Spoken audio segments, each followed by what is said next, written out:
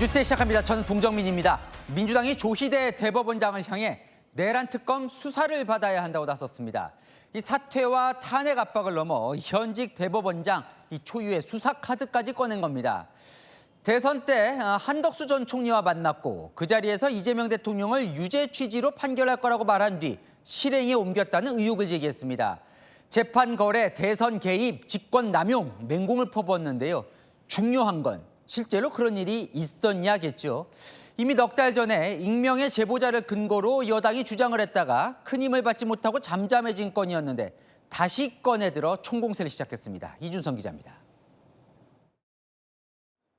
조희대 대법원장 사퇴와 탄핵으로 압박했던 민주당 지도부는 오늘 수사를 받아야 한다고 목소리를 높였습니다. 내란 특검은 이 제기된 충격적인 의혹에 대해서 수사해야 합니다. 내란 특검에서는 조희대 한덕수 수상한 해동을 당장 수사하십시오. 조 대법원장이 대선 국면에서 한덕수 전 국무총리와 회동해 이재명 대통령 재판 관련해 알아서 처리하겠다고 말한 뒤 실제 유죄 취지로 파기환송 결정을 내렸다는 겁니다. 내란을 옹호하고 한덕수에게 정권을 이양할 목적으로 대선판에 뛰어든 희대의 사건입니다. 이 의혹은 넉 달 전 이미 한 차례 제기된 바가 있습니다. 윤석열 탄핵 이후 정상명, 한덕수, 김충식, 조희대가 4인이 회동했답니다. 그 자리에서 조희대로 그런 말을 했다는 거야. 이재명이 사건 대법원에 올려오면 대법원에서 알아서 처리한다. 당시 구체성이 떨어지고 익명 제보자의 음성 녹취밖에 없어서 크게 주목받지 못했던 건을 넉 달 만에 다시 소환한 겁니다. 민주당 관계자는 의혹과 정황이 있는 만큼 직권남용이나 재판 거래에 따른 수뢰 혐의로 충분히 내란 특검 수사가 가능하다고 압박했습니다. 하지만 넉 달 전과 비교해 추가로 확보된 자료는 없는 것으로 전해지면서 최근 커진 갈등 속에 대법원장 압박용이라는 정치적 목적으로 다시 꺼내들었다는 분석도 나옵니다. 채널A 뉴스 이준성입니다. 한덕수 전 총리와의 회동설, 조희대 대법원장이 직접 반박에 나섰습니다. 만난 적도 없고 이재명 대통령 재판과 관련해 외부 그 누구와도 논의한 적 없다고요. 내부에선 하늘이 두 쪽 나도 아니라는 반응도 나왔습니다. 김지윤 기자입니다. 대법원을 나와 퇴근길에 나서는 조희대 대법원장. 민주당에선 한덕수 전 총리 등과 만났다는 녹취 증거 있다는데 입장 있으신가요? 퇴근 직전 조 대법원장은 더불어민주당이 제기한 조희대 대법원장과 한덕수 전 국무총리의 부적절한 만남 의혹에 대해 공개 입장문을 냈습니다. 민주당이 총공세에 나선 지 하루 만입니다. 조 대법원장은 한 전 총리는 물론 외부 누구와도 이 대통령 재판을 논의한 적이 없다는 점을 명백히 밝힌다고 입장을 냈습니다. 한 전 총리 말고도 민주당이 거론한 다른 인사들과도 만난 적이 없다고 부인했습니다. 대법원은 지난 5월 관련 의혹이 처음 불거졌을 때도 사실 무근이라고 밝혔습니다. 하늘이 두 쪽 나도 우리 대법원장님 그럴 뿐이 아니라고 제가 말씀드려야 되겠습니다. 조 대법원장과 만났다고 지목된 한덕수 전 총리 측도 윤 전 대통령 탄핵 결정 이전과 이후를 막론하고 조 대법원장과 회의나 식사를 한 사실이 일체 없다며 개인적 친분도 전혀 없다고 반박했습니다. 채널A 뉴스 김지윤입니다. 민주당은 내란 특검이 조희대 대법원장을 수사해야 한다고 했죠. 하지만 이 정작 내란 특검은 당장 수사 착수에 부정적입니다. 조 대법원장이 내란 특검의 수사 대상이 맞는지도 검토가 필요하다며 선을 그었습니다. 이기상 기자입니다. 시민단체가 조희대 대법원장을 공직선거법 위반과 직권남용 혐의로 고위공직자범죄수사처에 고발한 건 지난 5월. 조 대법원장이 이재명 대통령의 선거법 위반 사건을 이례적으로 빨리 대법원 전원합의체에 회부한 게 선거 개입이라는 주장입니다. 이 사건은 내란 특검으로 이첩됐고 조 대법원장에 대한 다른 고발 사건들도 특검에 접수돼 있습니다. 하지만 오늘 특검 관계자는 현 단계에서 수사를 착수할 만한 것은 없는 것으로 안다고 밝혔습니다. 당장 조 대법원장이 특검 수사 대상인지가 명확지 않다고도 했습니다. 내란 특검은 내란죄나 외환죄 관련 수사만을 할 수 있습니다. 조 대법원장이 고발된 내용이 내란 혐의에 포함시킬 수 있는지 상당한 검토가 필요하다는 겁니다. 특검은 국회에서 통과된 이른바 더 센 특검법이 시행되면 조 대법원장 사건이 특검 수사 대상인지 검토하겠다는 입장. 여권이 요구하는 조 대법원장 수사가 당장 진행될 가능성은 낮아 보인다는 관측입니다. 채널A 뉴스 이기상입니다. 국민의힘은 민주당을 향해 저열하다고 비판했습니다. 청담동 술자리 의혹 때처럼 근거도 없이 제보자를 앞세워서 궁지로 문다고요. 백승현 기자입니다. 국민의힘은 민주당이 제기한 조이대 한덕수 회동 의혹을 두고 저열한 방식이라고 비판했습니다. 무슨 만남이 있었다, 식사가 있었다. 근거 없는 그런 내용 하나를 가지고 결국 비틀어서 대법원장의 사퇴까지 몰고 가는 이런 저열한 방식이 늘 민주당이 쓰는 방식입니다. 주진우 의원은 청담동 술자리 가짜뉴스와 판박이라고 지적했습니다. 사법부 흔들 생각하지 말고 근거부터 명확히 밝히라고 했습니다. 3년 전 당시 김의겸 민주당 의원은 제보자 증언을 토대로 술자리 의혹을 제기했지만 1심 법원은 최근 허위라며 김 의원에게 배상 책임을 물었습니다. 청담동 첼리스트 이런 거 다 그렇지 않습니까? 예를 수많은 것들 그냥 제보 받았다고 던져놓는 거예요. 신빙성이 있다라는 것을 그래도 이제 뒷받침을 해야 되는 건데 그런 게 일체 없잖아요. 조 대법원장 사퇴 촉구와 관련해 입장 번복 논란이 벌어진 대통령실도 공격했습니다. 이재명 대통령이 이번 사태에 대해서 국민 앞에 직접 해명할 것을 촉구합니다. 발언의 책임을 지고 강유정 대변인은 즉각 사퇴해야 합니다. 이준석 개혁신당 대표도 속기록을 제멋대로 수정하며 공직기강을 해태한 강 대변인을 즉각 해임하라고 요구했습니다. 채널A 뉴스 백승현입니다. 네, 아는 기자, 정치부 이남현 이사님 기자 나와 있습니다. 민주당이 오늘 하루 종일 아주 십자포화를 뽑았어요. 조이대 대법원장과 한덕수 전 총리가 회동을 했다. 네. 뭘 했다는 거예요, 만나서? 일단은 민주당이 주장하는 논리는요. 한마디로 조 대법원장과 한 전 총리가 짜고 이재명 당시 대선 후보 날리려 한 게 아닌가 의심하는 겁니다. 타임라인 보시면은요. 자, 조 대법원장과 한 전 총리 등 4명이 만난 게 4월 7일쯤이죠. 윤석열 전 대통령 파면으로 대선 치르는 게 딱 결정이 난 뒤 사흘 뒤입니다. 이 자리에서 조 대법원장이 이재명 후보 사건 처리하겠다 약속을 했고 실제로 대법원이 유죄 취지 파기환송 결정 내리면서 실행에 옮겼다는 겁니다. 이어 다음 날 한 전 총리가 대선 출마를 선언했는데 이 모든 게 기획된 재집권 시나리오 아니냐 이렇게 의심하는 겁니다. 근데 저 논리 이제 그럴듯한데 저게 맞으려면 일단 네 사람이 만났는지가 확인이 돼야 되잖아요. 그러니까요. 만났느냐? 당사자 다 모두 의혹을 부인했습니다. 조금 전 보셨지만 이례적으로 카메라 앞에 선 조이대 대법원장 이렇게 입장을 밝혔죠. 이 대통령 사건 관련해서 외부 인사랑 논의한 적도 없고 만남을 가진 적도 없다고요. 한덕수 전 총리 측도 만난 적 없다. 정상명 전 검찰총장도 일면식도 없다고 하면서 벌쩍 뛰었습니다. 당사자들이 이렇게 부인한다면 민주당은 뭔가 근거가 있을 거 아닙니까? 만났다고 하는? 일단 이 의혹을 처음 꺼내든 게 지난 5월 서영교 민주당 의원이었습니다. 서 의원이요. 조 대법원장과 관련해서 국회에서 거론한 제보가 두 가지가 있는데요. 먼저 첫째, 조 대법원장이 지난해 5월 윤석열 전 대통령을 만나 이재명 대표 사건 대법원이 알아서 처리하겠다 이런 취지로 얘기를 했다는 거고요. 두 번째, 지난 4월 한 전 총리 등을 만나서도 같은 얘기 했다는 거죠. 근데 방금 말씀드린 첫 번째 제보는 바로 한 민주당 의원이 보수 정권의 민정 라인에서 그리고 지금 쟁점이 된 이 4인 회동 제보는 익명의 제보자로부터 들었다는 겁니다. 그러니까 제보자가 지금 2명이라는 건데 어때요? 뭔가 좀 근거가 있어 보입니까? 현재로서는 불확실해 보입니다. 일단 4인 회동 이 의혹을 제보한 익명의 제보자는요. 취재 보니까 지금 민주당 측과 연락이 끊겼다고 하더라고요. 또 제보가 육하 원칙으로도 설명이 안 됩니다. 제보자 녹취록 들어보면요. 만난 날짜도 4월 7일, 10일, 15일 이렇게 불분명하고요. 어디서 만났는지도 안 나왔거든요.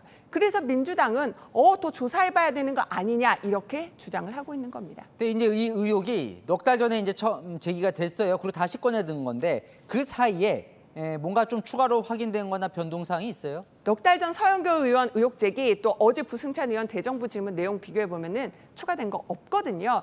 결국 민주당이 조희대 대법원장 사퇴 압박하려고 넉 달 전 제기된 미확인 의혹 다시 꺼내들었다는 분석이 나오는 거죠. 어쨌건 지금 조희대 대법원장이 방금 전에 아니라고 얘기를 했어요. 그런데 네. 민주당이 또 입장을 냈죠. 그러니까요. 제가 종합해서 하나 말씀드릴게요. 보면 민주당은요, 또 내란 특검도 이런 얘기했잖아요. 수사 대상인지부터 따져봐야 한다고요. 그리고 조희대 원장도 부인을 했는데 민주당은요, 그래도 상관없이 계속 수사도 해야 되고 또 조희대 원장 사퇴해야 한다, 압박 이어가겠다, 이런 강공 의지를 밝혔습니다. 잘 들었습니다. 안인 기자, 이남희 선임 기자였습니다.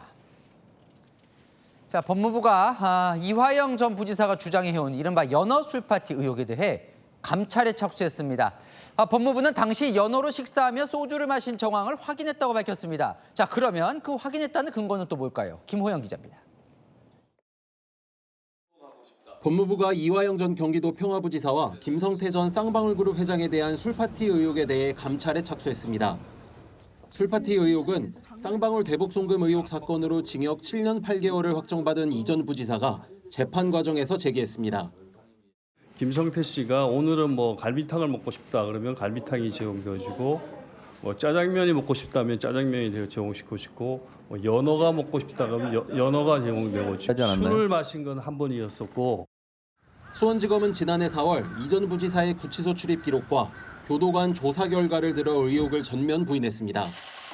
하지만 오늘 법무부는 2023년 5월 17일 검사실에서 담당 검사와 김성태 전 회장, 이 전 부지사 등이 연어로 식사를 하며 소주를 마신 정황을 확인했다고 밝혔습니다. 이 전 부지사에게 술을 마셨다는 얘기를 들었다는 다른 재소자와 당시 개호교도관의 증언 등을 근거로 들었습니다. 정성호 법무부 장관은 검찰이 피고인과 공범들을 회유하고 진술을 오염시키려 했다면 중대한 위헌 위법적 행태라며 분명한 책임을 묻겠다고 경고했습니다. 채널A 뉴스 김호영입니다. 연어 술파티 의혹 관련해 사실 정황이 포착됐다는 법무부. 대북송금 사건 수사팀은 즉각 반박했습니다. 대법원까지 사실 무근이라고 한 이화영 전 부지사 측 주장을 법무부가 답습하고 있다면서 대통령 대북송금 재판에 영향을 미치려는 의도다. 센 수위로 반박했습니다. 송정현 기자입니다. 법무부가 대북송금 수사팀의 술파티와 진술회유 정황을 감찰하겠다고 하자 수사팀은 법무부가 이화영 전 부지사의 주장을 답습하고 있다며 반발했습니다. 수원지검에서 대북송금 사건을 수사했던 박상용 검사는 회유 의혹에 대해선 경찰 수사와 교도관들에 대한 전수조사, 재판까지 이뤄졌고 결국 사실 무근이라는 대법원 확정 판결이 나왔다고 주장했습니다. 오늘 법무부 발표는 대법원 판결에 배치될 뿐만 아니라 현재 진행되는 재판에 부당한 영향을 미치려는 의도라고 비판했습니다. 수사팀 측은 이화영 전 부지사 변호인이 며칠 전부터 법무부 조사 결과 발표가 있을 거라고 예고했고 그 내용도 오늘 법무부 발표와 일치한다고 주장했습니다. 그러면서 감찰을 받아야 할 대상은 공무상 비밀을 이 전 부지사 측에 누설한 법무부 관계자들이라고 주장했습니다. 채널A 뉴스 송정현입니다. 한학자 통일교 총재, 이 세 차례에 걸친 특검 출석 요구에 응하지 않다가 오늘에서야 출석했습니다. 수술받고 아파서 그랬다고 했습니다. 송진섭 기자입니다. 검은색 차량이 멈추고 문이 열리자 한학자 통일교 총재가 부축을 받으며 내립니다. 김건희 특검의 소환 요구를 받고 조사를 받으러 온 겁니다. 김건희 씨에게 목걸이와 가방 전달하는 게 있습니까? 나중에 들으세요. 조사일을 일방적으로 정해 나온 거냐는 질문엔 건강 이유를 댔습니다. 왜 오늘 일방적으로 조사 날짜 정하셨습니까? 아파서 그랬어요. 수술 받고 아파서 그래요. 한 총재는 특검이 정한 세 차례 소환 날짜에 모두 불출석했고 오늘 자진 출석 형식으로 조사를 받았습니다. 특검은 한 총재가 출석 일정을 계속 미룬 이유가 어제 구속심사를 받은 권성동 국민의힘 의원의 영장 발부 여부를 확인할 목적이었다고 의심하고 있습니다.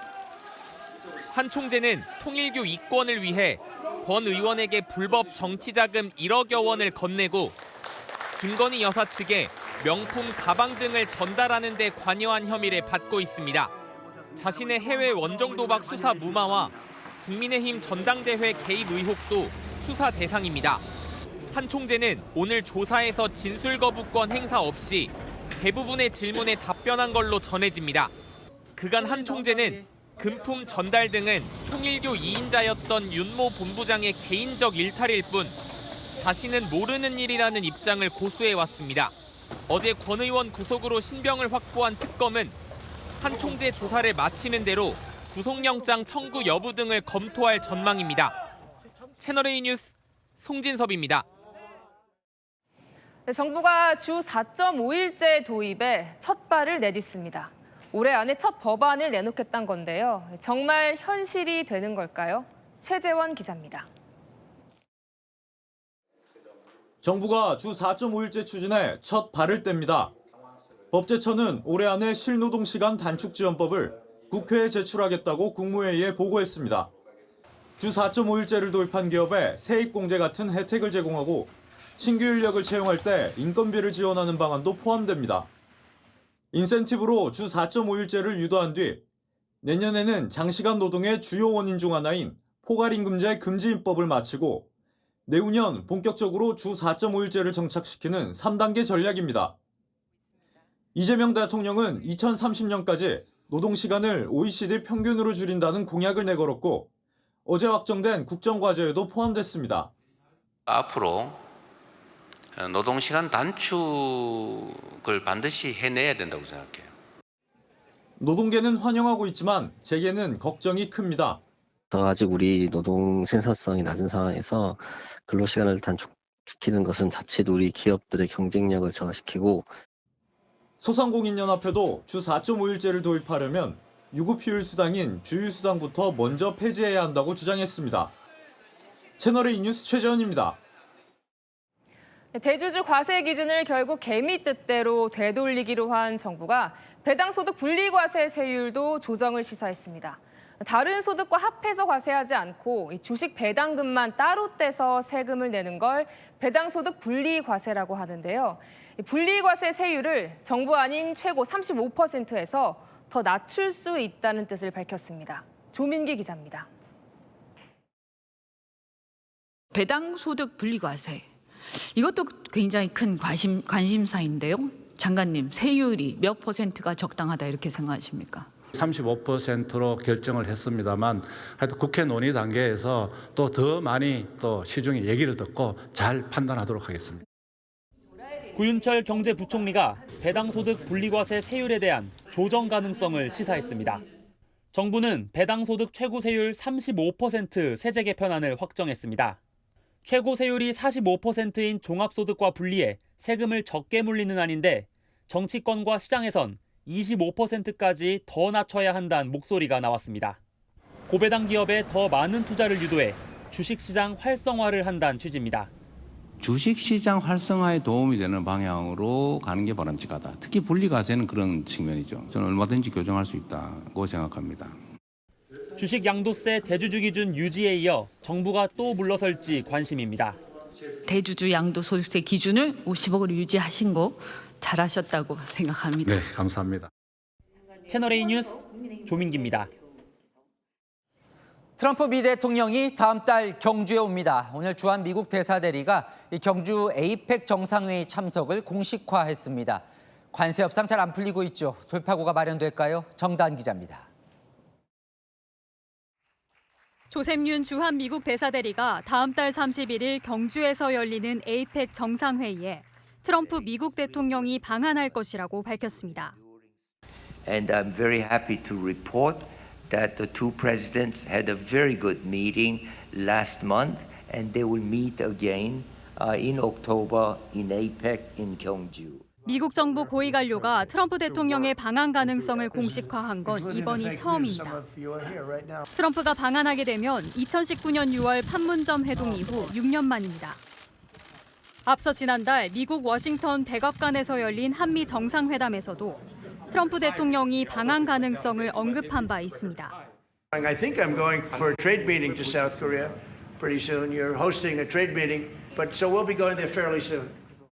교착 상태에 빠진 한미 관세 협상과 조지아주 우리 국민 구금 사태로 한미동맹의 우려가 제기되는 가운데 윤 대사대리는 한미동맹은 톱 리더십부터 아래까지 어느 때보다 강력하다 말하고 싶다고도 강조했습니다. 트럼프 대통령이 방한해 한미 정상회담이 성사된다면 한미동맹 전반에 걸친 현안이 골고루 논의될 전망입니다. 우리 정부는 트럼프 대통령과 시진핑 중국 국가주석 등의 에이펙 참석을 염두에 두고 막바지 준비에 한창입니다. 채널A 뉴스 정다은입니다. 시진핑 중국 국가주석도 경주 에이펙 참석이 확실시되죠. 이렇게 되면 미국과 중국 정상이 경주에서 만나게 되는 건데요. 2기 트럼프 시대 첫 미중 정상 간 만남이라 전 세계 관심이 경주로 쏠릴 걸로 보입니다. 조현 외교부 장관이 지금 시 주석 참석을 확인하기 위해 중국에 가 있거든요. 베이징 특파원 연결해 보겠습니다.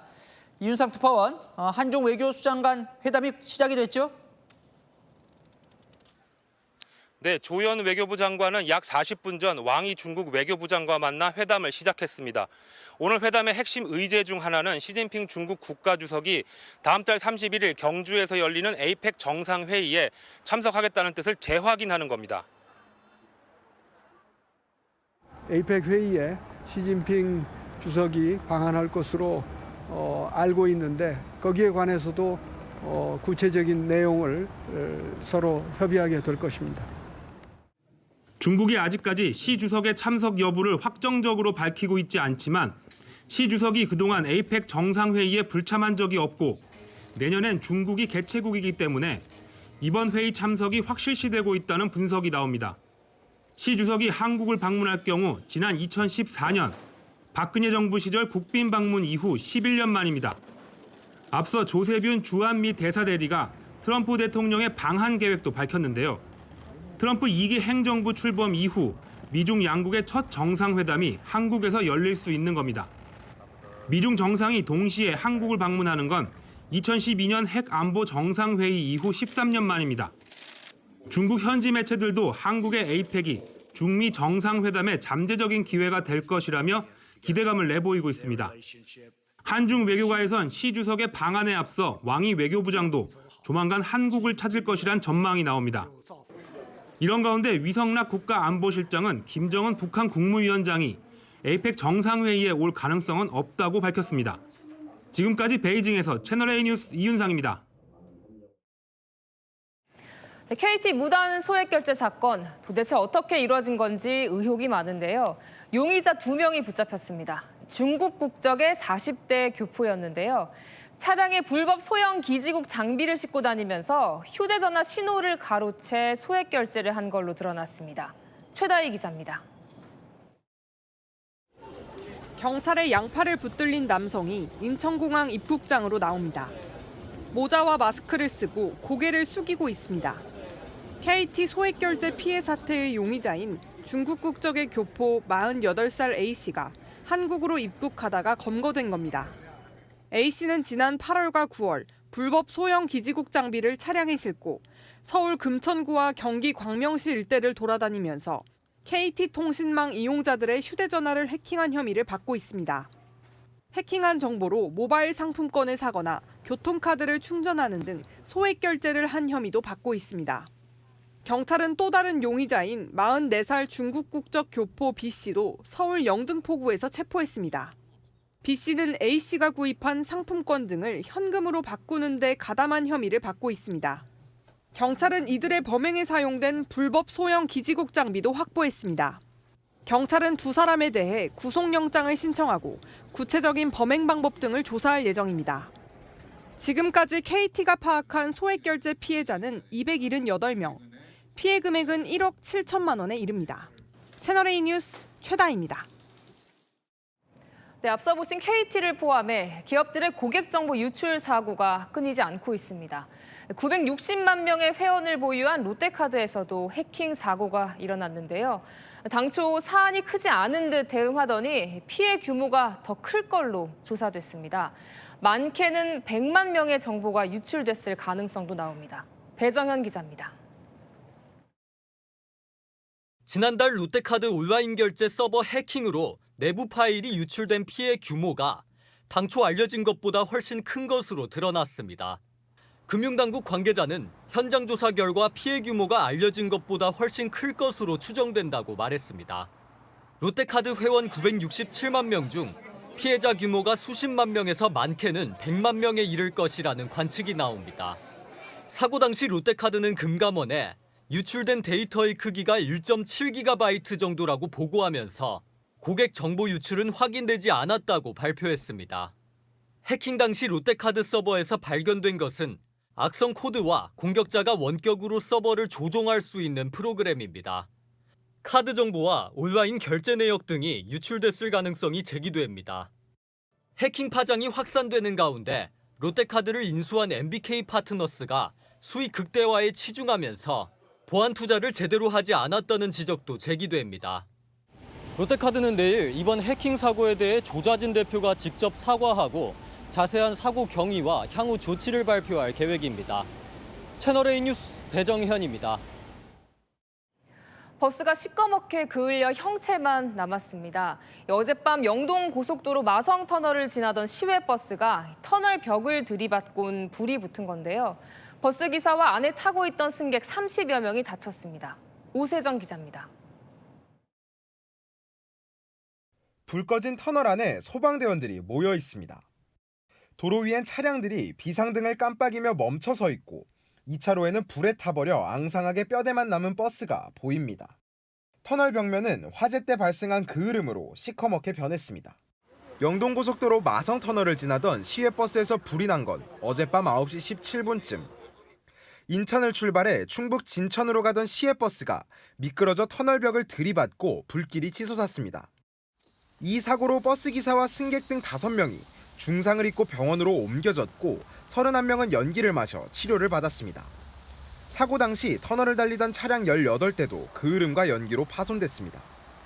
운전자와 승객들은 차량을 버리고 걸어서 터널 밖으로 탈출했습니다. 차를 버리고 나올 때도 이제 연기를 마시니까 내가 쓰레기를 준다고 하더라고요. 마성터널 강릉 방향 1, 2차로는 화재로 망가진 조명시설 보수를 위해 모레 오전까지 통제에 들어갔습니다.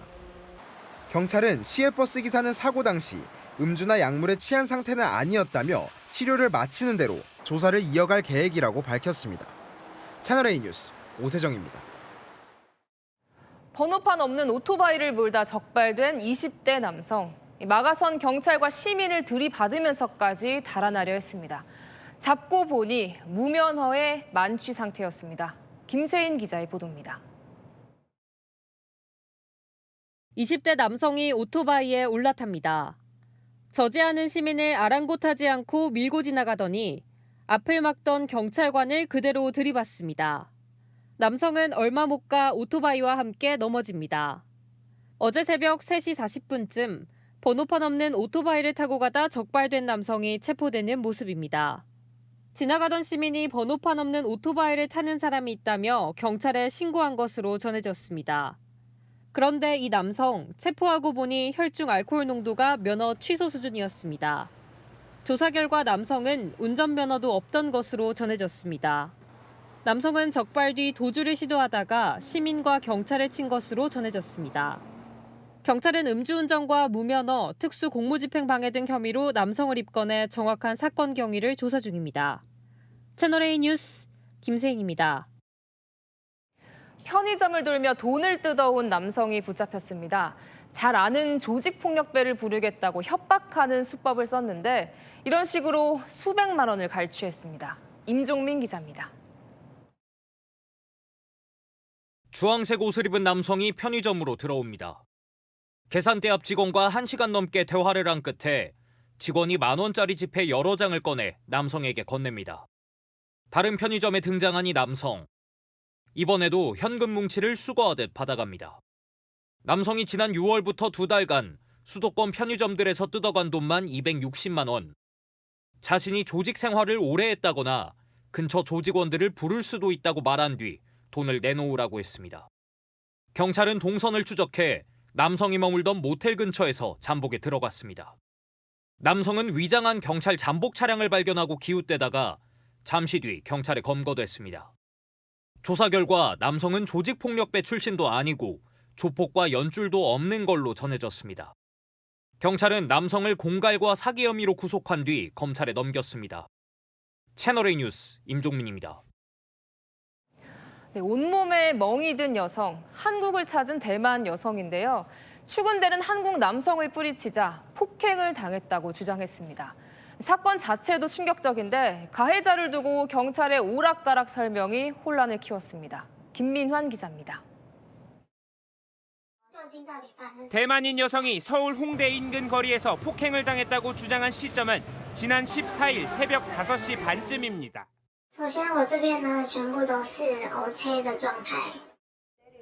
자기 집에 가자는 한국인 남성에게 거부 의사를 나타내자 시비가 붙었다고 했습니다.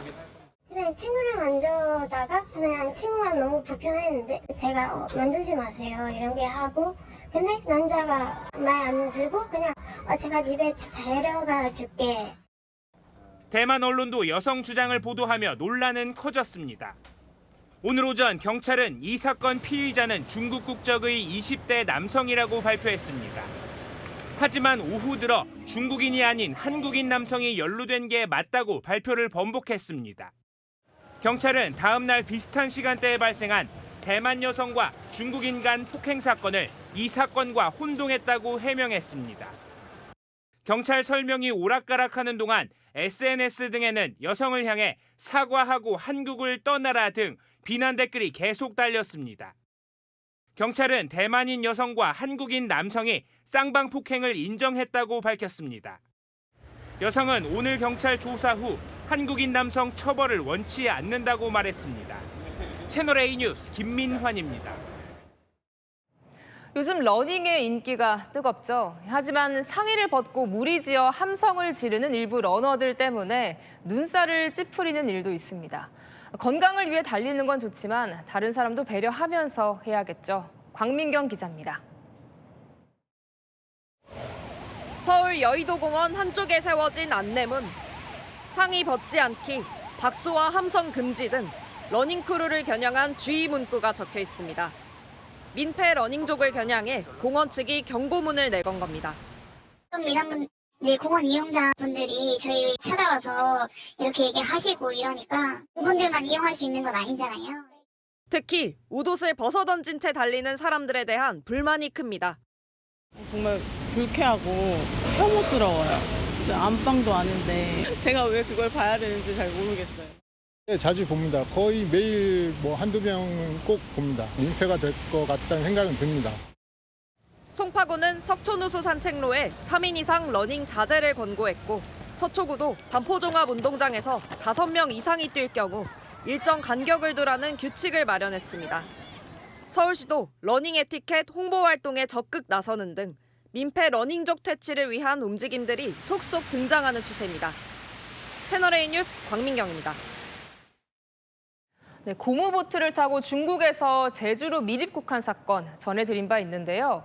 1,800만 원 주고 산 고무보트를 타고 17시간 동안 바다를 건넜다는 것도 놀랍지만 우리 단속망에 전혀 걸리지 않았다는 점은 더 충격입니다. 사실상 해상 경계가 뚫렸다는 지적이 나옵니다. 공국진 기자가 취재했습니다.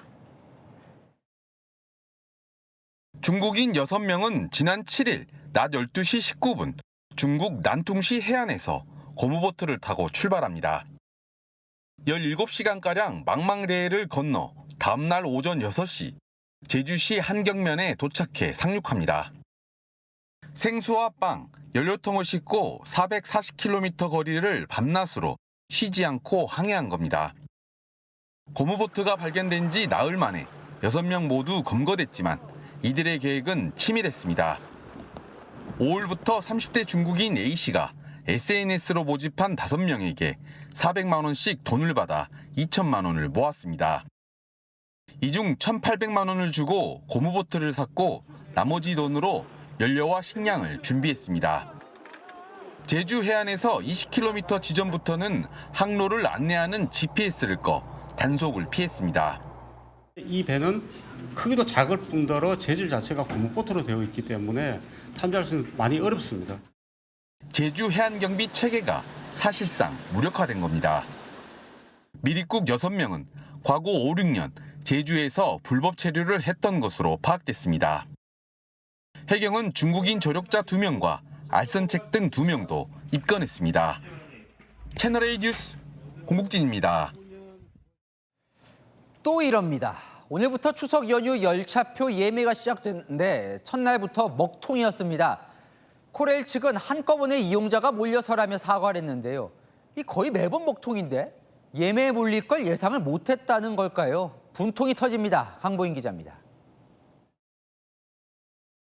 오늘 아침 추석 연휴 KTX 열차 예매 화면입니다. 명절 예매 화면으로 이동합니다라는 안내창이 뜨지만 대기 시간이 끝도 없이 길어집니다. 휴대전화로 접속을 해도 통신이 원활하지 않다며 접속조차 되지 않습니다. 코레일의 추석 기차표 예매 첫날인 오늘 오전 7시 예매 시작과 동시에 전산 시스템이 마비된 겁니다. 한때 대기 인원이 100만 명을 넘어서고 앱에서 접속이 계속 끊기면서 시민들은 할 일 없이 기다려야 했습니다. 그냥 계속 켜놓고 기다렸던 것 같아요. 기다리다가 튕기고 이러다가 한 4-5번 시도를 했던 것 같거든요. 기다리다가 그냥 저는 포기를 했어요. 저 가족들한테 이번에는 표라가 없어서 못 내려가겠다고. 기자가 휴대전화로 직접 예매를 시도해봤더니 앞서 접속한 4만 5천여 명이 빠지는데 30분 가까이 걸렸습니다. 코레일은 오늘 오후 1시까지였던 경부선 등의 예매 마감 시간을 오후 4시까지 3시간 늘렸습니다.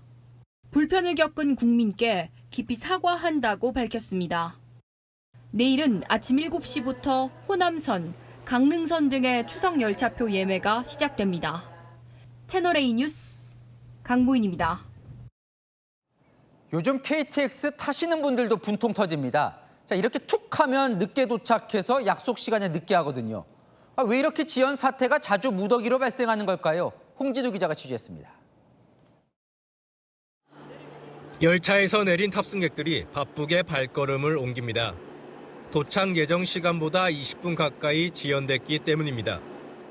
올라갈 때도 청도역에서부터 일반 무화보다도 못해요. 20분에서 30분 이렇게 기다리니까. 아무래도 예정되어 있던 일정이 좀 밀린다는 게 불편한 점이긴 하죠. 경부선을 오가는 KTX 일반 열차 대부분이 10분에서 길게는 20분 이상 연착되는 상황입니다.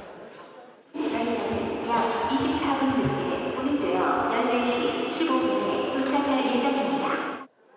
무더기 열차 지연 사태는 지난달 19일 선로 작업자 2명이 숨진 청도 무궁화호 사고 이후부터입니다. 고용노동부가 작업 개선 등을 이유로 선로 작업 중지 명령을 내리면서 선로 유지 보수의 차질을 빚고 있는 겁니다. 경부선 신안과 청도 등 454km 구간의 작업이 중지됐는데 안전을 위해 이 구간을 지날 땐 평소 절반으로 속도를 늦춰 운행 중입니다. 이 구간을 지나는 260여 편 중 절반 이상 제 시간에 도착하지 못하고 분기역 신호도 밀리면서 호남선까지 줄줄이 지연되고 있습니다. 사고가 난 지 한 달이 다 돼가지만 코레일은 작업 중지 명령 해제 신청을 하지 않은 것으로 알려졌습니다. 추석 연휴가 다가오는 가운데 열차 지연 대란이 우려됩니다. 채널A 뉴스 홍진우입니다. 이재명 대통령이 연일 물가 안정을 강조하면서 식품업체들이나 외식업계들 이 가격 인상엔 정부 눈치 보는 분위기인데요. 그러다 보니 가격 인상 대신 양을 줄이는 꼼수가 기승을 부리고 있습니다. 치킨, 삼겹살, 케이크, 치즈 할 것 없이 양이 확 줄었습니다. 경제카메라 오은성 기자가 그 실태 취재했습니다.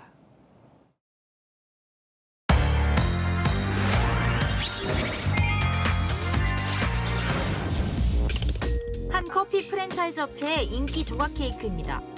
케이크 위 딸기는 올해 초 5개에서 3개로 줄었지만 가격은 여전히 7,200원입니다.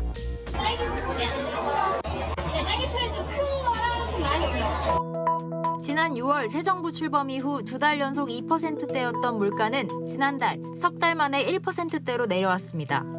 이재명 대통령이 연일 물가 안정 기조를 강조하는 가운데 가공식품 및 외식업계는 섣불리 가격 인상에 나서지 못하고 있습니다. 한 외식업계 관계자는 직접적으로 정부가 물가 관리에 나서다 보니 가격을 올리기 부담스럽다고 말했습니다. 그러다 보니 가격은 유지하되 제품 수량이나 용량을 줄이는 슈링크플레이션이 확산되고 있습니다. 교촌치킨은 최근 순살 치킨 가격은 그대로 두고 조리 전 중량을 기존 700g에서 500g으로 30% 가까이 줄였습니다. 또래오래도 지난달 말부터 치킨용 닭고기 크기를 줄였습니다. 상암동의 한 식당에서는 200g이던 삼겹살 1인분을 150g으로 줄여 판매하고 있습니다. 가공식품 업체들도 상황은 비슷합니다. 20장짜리 체다 치즈 한 봉지 가격은 그대로지만 용량은 400g에서 360g으로 40g 줄었습니다. 치즈 한 장이 20g인 점을 고려하면 장수는 같아도 실제로는 치즈 2장이 빠진 셈입니다. 양은 작으면서 봉투는 똑같으면 현혹되는 기분이고 기분 나쁘죠.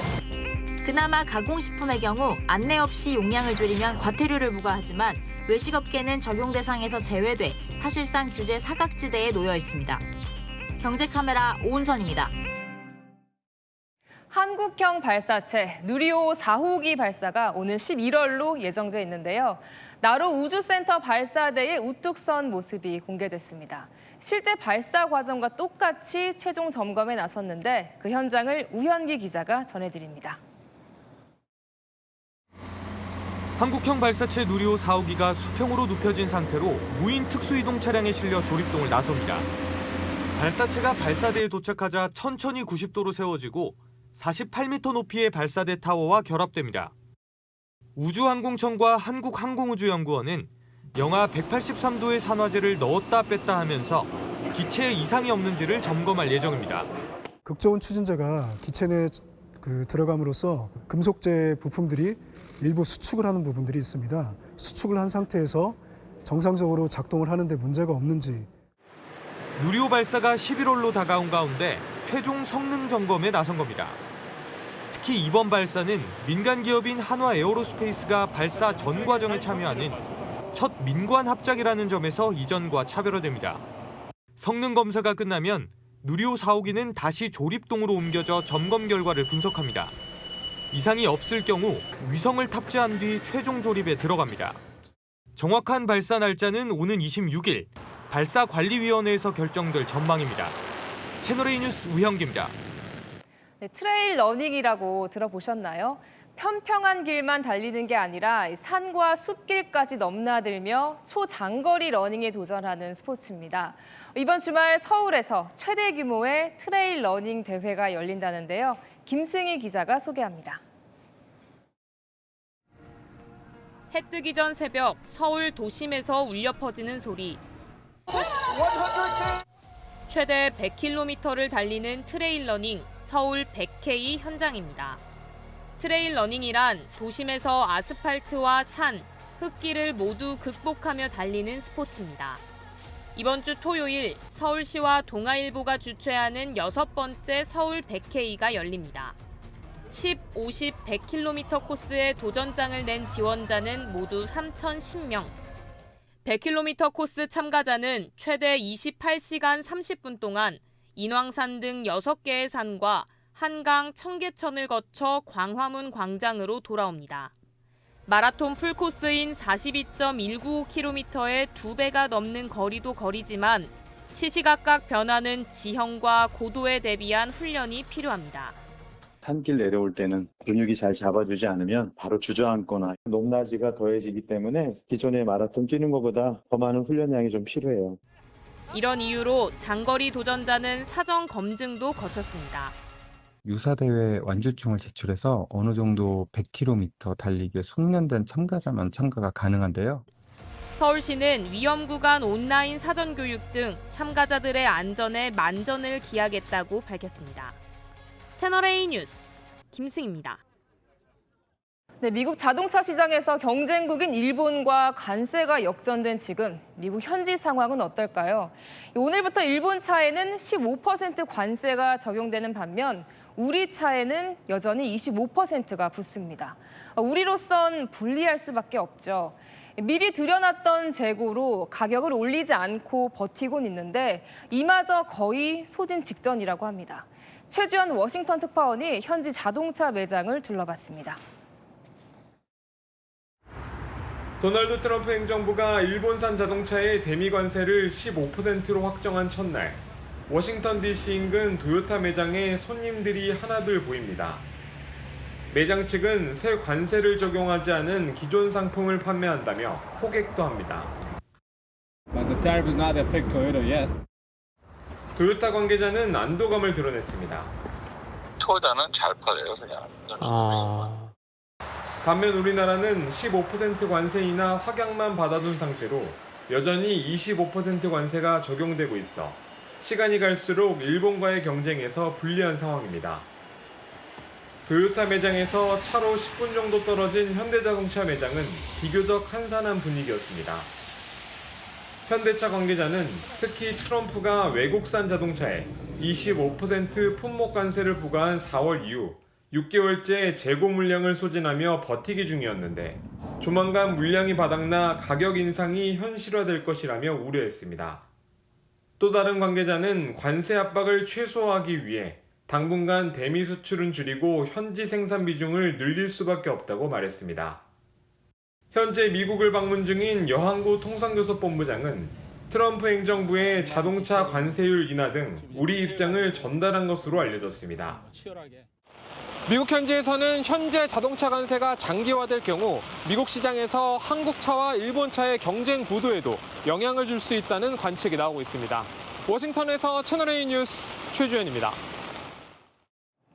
이스라엘이 팔레스타인 가자시티를 장악하기 위한 지상작전에 돌입했습니다. 올해 들어 가자 지구에서 벌어진 최대 규모의 공습으로 최소 108명이 숨졌습니다. 이솔 기자입니다.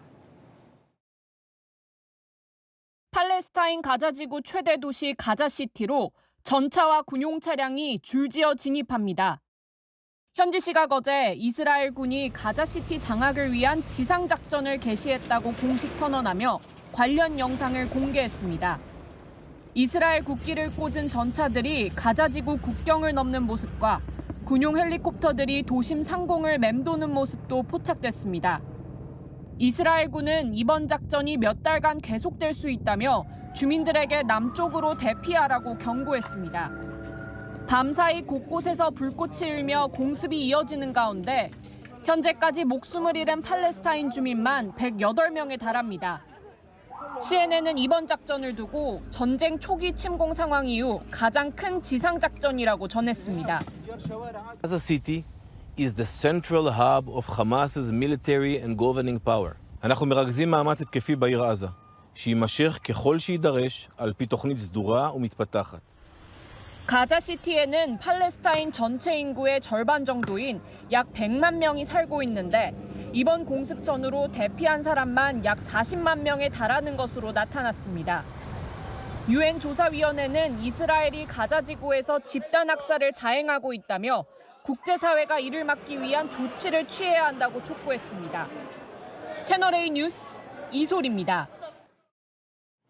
볼리비아의 한 교도소에서 수감자들이 음식을 달라며 냄비를 두드리고 폭동을 일으켰습니다. 식비 지급이 지연돼 수개월째 제대로 먹지 못하고 있다며 고통을 호소한 겁니다. 김용성 기자입니다. 20여 명의 수감자들이 옥상에서 냄비 등을 두드리며 시위를 합니다. 현지 시각 어제 볼리비아 산페드로 교도소에서 수감자들이 폭동을 일으켰습니다. 지급돼야 할 식비가 나오지 않는다는 이유에서입니다.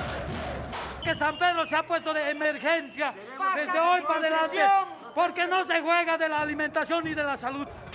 교정 당국이 수감자에게 지급하는 식비 지급이 수개월째 미뤄져 음식을 사 먹을 수 없게 되자 수감자들이 단체로 항의를 한 것으로 알렸습니다. 폭동은 경찰이 투입되기 전까지 몇 시간 동안 이어졌습니다. 인도 위를 걷고 있는 한 가족. 갑자기 뒤에서 차량 한 대가 이들을 덮칩니다. 이 사고로 한 여성이 전봇대와 차량 사이에 끼이는 큰 피해를 입었습니다. 현재 시각 14일 미국 뉴욕에서 음주운전 차량이 일가족을 덮쳐 10대 여성 1명이 사망했습니다. 사건 직전 가해자가 만취한 상태에서 이들에게 성적인 농담을 건넸고 가족들이 항의하자 앙심을 품고 사고를 낸 것으로 알렸습니다. 현지 언론들은 가해자에겐 살인과 3건의 살인미수, 음주운전 등 혐의가 적용됐다고 보도했습니다. 채널A 뉴스 김용성입니다. 파리, 밀라노와 함께 세계 패션 트렌드를 이끄는 뉴욕 패션 위크 무대에 한복이 등장했습니다. 멋과 실용을 다 잡은 한복에 뉴요커들이 푹 빠졌다는데요. 그 열기 뉴욕에서 조아라 특파원이 전해드립니다. 미국 뉴욕 브루클린의 한 전시장. 가야금 연주가 흐르는 가운데 한복을 입은 사람들이 워킹을 합니다. 민소매 짧은 저고리에 한복 특유의 A라인을 살린 원피스형 파티드레스나 신라시대 유물인 금관과 비단벌레 장식품에서 영감을 얻은 액세서리까지 한국 전통 의상의 현대적 디자인을 접목한 퓨전 한복에 관객들이 눈을 떼지 못합니다. Always trying to modernize and evolve our traditional hanbok.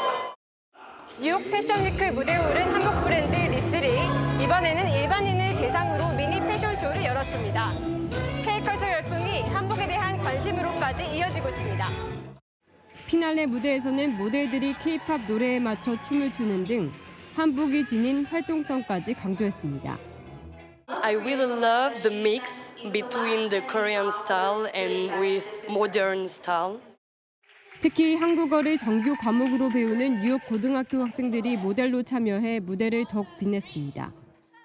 안녕하세요. 한국 예뻐요. 감사합니다. 이 의상들은 세계 3대 패션쇼로 꼽히는 뉴욕 패션 위크 무대에 최근 올랐습니다. 국내 한복 브랜드로는 10년 만입니다. 뉴요커들도 이런 한복을 입고 길거리를 걷는 그런 도전까지 해보고 싶습니다. 뉴욕에서 채널A 뉴스 조아라입니다. 성현아 기자와 열왕야랑 시작합니다. 첫 번째 주제 보겠습니다. 다 계획이 있다 많이 듣던 대사인데 눈 가려도 누군지는 알겠네요. 네, 익숙한 영화 속 한 줄. 오늘은 국민의힘 장동혁 대표의 입에서 나왔습니다. 최근 국민의힘 의원들의 순환, 그 뒤엔 정부 여당의 거대한 계획이 있다는 겁니다. 패스트트랙에서 구형됐던 것, 그리고 오늘 권성동 전 원내대표에 대한 구속, 이 모든 것들이 향하고 있는 퍼즐의 마지막 조각은 장기 집권을 위한 개헌이라고 생각합니다. 계획이 다 있구나. 언뜻 이해가 안 갔는데요. 개헌과는 무슨 관련이 있는 걸까요? 네, 국민의힘은 이재명 대통령이 장기 집권하려고 이 4년 연임 개헌을 추진한다고 비판하고 있죠. 그래서 국민의힘을 개헌 저지선인 100석 이하로 만들 계획에 착수했다는 겁니다. 그러니까 재판, 수사 이런 걸로 국민의힘 의원 수를 줄이겠다는 거예요? 가능해요? 의원직 상실 위기에 있는 국민의힘 현역을 그래서 정리해봤는데요. 패스트트랙 재판, 징역 2년 실형이 구형된 나 의원 비롯해서 5명이 가능성이 있더라고요. 만약에 다 상실되면 100명 초반대가 되는 거네요. 셋만 보면. 네, 그렇죠. 거기에 특검 수사로 구속된 권성동 의원을 비롯해서 압수수색이나 조사받은 의원 합하면 최소 7명입니다. 다른 사건으로 수사나 재판받는 의원들도 또 있거든요. 그러니까 이들 중에 7명 이상만 빠지면 국민의힘만으로는 개헌을 못 막는다는 겁니다. 지금은 그냥 야당인 것이 죄인 시대입니다. 대구에서 당원들과 함께 강력하게 규탄하도록 하겠습니다. 민주당은 정권이 어떻게 의원직 상실을 만들어내냐며 생뚱맞은 논리란 반응입니다. 국민의힘의 전략이 잘 뭔지 모르겠어요, 사실. 기본적으로 해야 될 때 안 하고 안 해야 될 때 하더라고요. 네, 다음 주제 보겠습니다. 이재명 대통령과 문영배 전 헌재수장 권한대행의 선택이 달랐어요? 네, 대통령과 연수원 동기 사이인 문 전 대행에게 이 질문이 주어졌습니다. 국민이 뽑은 권력과 임명된 권력 중 누가 더 우위에 있냐고요. 이재명 대통령은 앞서 선출된 권력을 택했죠. 그렇다면 문 전 대행 답도 보실까요?